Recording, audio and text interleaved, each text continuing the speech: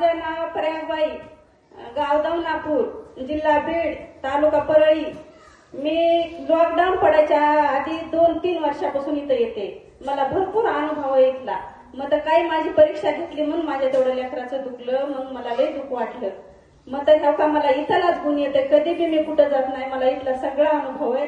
माझ्या पुतण्याच्या एवढ्या मेंढ्या मरत होत्या की कितीतरी मरायच्या मेंढ्या, मोठ्या मोठ्या. रोज किती मरायच्या? रोज 4, 5, 6 मेंढ्या मरायच्या. 30-30 हजाराची मेंढी होती. एक मेंढी 30,000ची. अशा रोज 5-5, 6-6 मेंढ्या मारायच्या. बोला. आणि पुन्हा मग मी माझा विश्वास धरीत नाहीत ते, तरी पण मी म्हणलं कसं तरी वाटायला. मग मी म्हणलं अरे फरकास काय कर, मी जिथं जाते महाराजाकडे तिथला आशीर्वाद घेऊन येतो. एवढ्या मेंढ्या मारायला, त्याची मेंढी होती 200.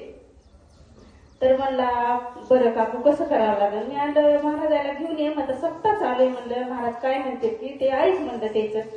तर मग म्हणला तुमच्याच फोनवरून कॉल करा म्हणला. मग केला कॉल. तर महाराज म्हणले नाही सप्ताह चालू आहे, कसं यायचं काकू. तर मग मी म्हणलं काही करा मग तर यावंच लागतंय, लय नुकसान होईल.